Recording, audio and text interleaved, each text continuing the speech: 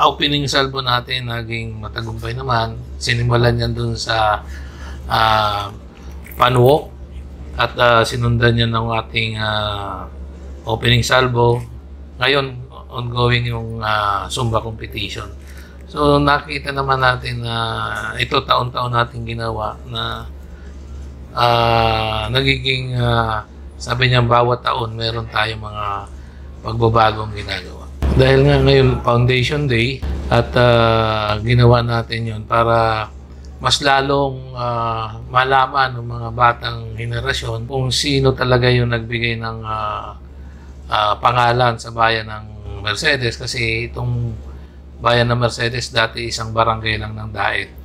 So ngayon ginawa ng batas ng bill ni former late Congressman Esmeraldo Eco na magawang bayan itong Mercedes. Kaya very timely, no?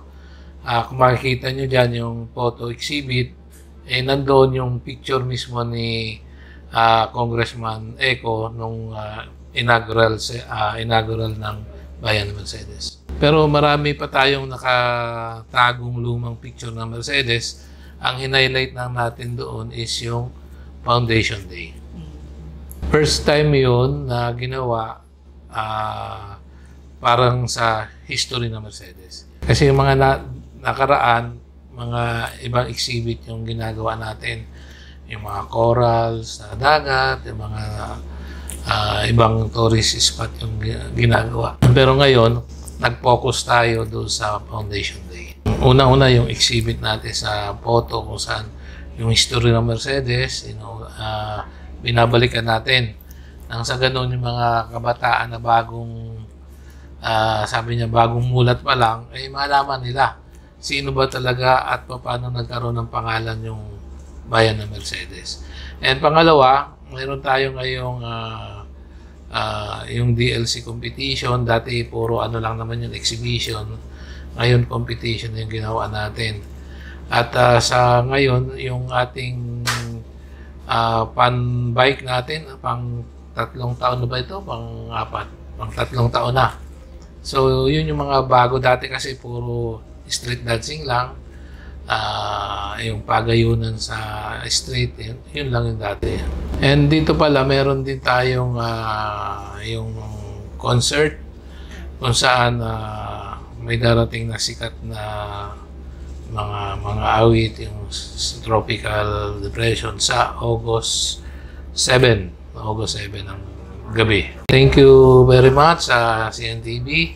So, inaayayahan natin yung ating mga kababayan o itong mga kapitbayan natin, no? Ang Basud, Daet, Talisay, na mangyari po, pumunta po kayo dito para masilayan niyo po yung aming pagdiriwang ng 76 Foundation Day at the same time yung 27 Kadagatan Festival.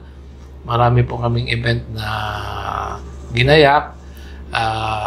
Nandiyan na po yung street dancing, nandiyan na po yung ating Miss Binibining Mercedes, Miss Gay, at meron tayong yung music laban kung saan parang amateur singing contest to na ang mga contestant natin minsan galing pa sa Manila, pumupunta rito para makilahok sa atin, galing Legazpi.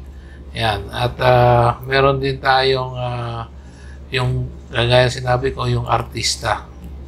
Yung artista night natin kung saan may konserto yung ating bayan para sa ating mga kababayan. Yan ay sa tulong ng ating former Governor Edgardo Tallado.